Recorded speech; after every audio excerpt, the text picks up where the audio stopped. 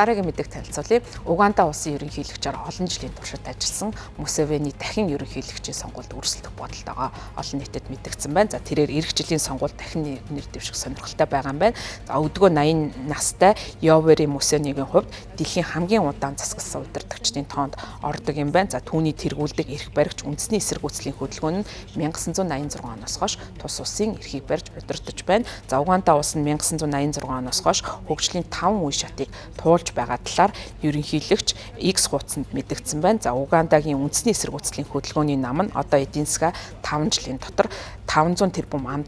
Гүйгэх зорилтыг хэрэгжүүлж байгаа юм байна. За Мусевенигийн хэлснээр үндэсний эсэргүүцлийн хөдөлгөөний намын шинээр сонгогдсон дүүргийн дарга нар шудраг байж арилгалаас ангид байхыг уриалсан байна. За Зүүн Африкийн улс болох Угандагийн удирдагч намын гишүүдтэй хандан үндэсний эвслийн хөдөлгөөн нь намын үзэл баримтал зарчмуудыг үнэхээр сайн ойлгодог удирдагчдыг дэмжиж ажиллах ёстой. Үндэсний ашиг сонирхолд анхаарлаа хандуулахын оронд хувийн ашиг сонирхлоор явж байгаа хүмүүсийг болвол сонгохгүй байхыг ард иргэдтэй анхааруулсан байна. За Уганда улс нь 1962 оны 10 дугаар сард тусгаар тогтнолоо олж авсан боловч дарангуулагч Иди Амины 8 жилийн авторитар дэглэмийн улмаас эмгэгцэн брагу байдалд хүрсэн. За Иди Аминыг 1981 онд ерөнхийлөгч Аполло Милтон Обото болвол сольж өөрөө засгийн эрхийг удирдсан. За харин Йовери Мусевени түүнийг сонгуулийг хуурам мэхэлсэн гэж буруутгаж барьцааны дайн хийсэн гэж бас буруутгаж байсан. Ингээд 1986 онд дайнд ясны дараа Мусевени ерөнхийлөгч болсон. За үндэсний эсэргүүцлийн хөдөлгөөний нам болон бусад улс төрийн намууд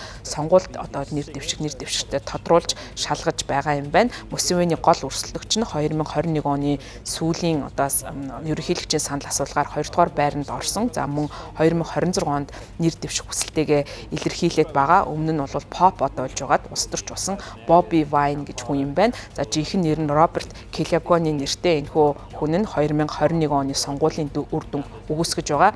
За одоо эрх баригч намыг бол түүний ялтыг луурдаж авсан гэж үзэж байна. За мөн аюулгүй байдлын салбарынхантай хамтарч сөрөг хүчний намуудыг айлган сүрдүүлэх үйл ажиллагаа явуулсан гэж буруутгаж ирсэн. За мөн хүний эрхийн төлөө тэмцэгчид болон шүүмжлэгчид Мусевени эрх мэдлээ хадгалахын тулд ивент тэтгэгчид болон аюулгүй байдлын салбарын хүчийг ашигласан гэж буруутгасаар ирсэн боловч ерөнхийлөгч энэхүү буруутгалыг үгүйсгэж олон нийтийн дэмжлэгийн ачаар удаан хугацаанд улс орноо удирдах байгаа гэж өөрийгөө зөвтгөж байгаа юм байна.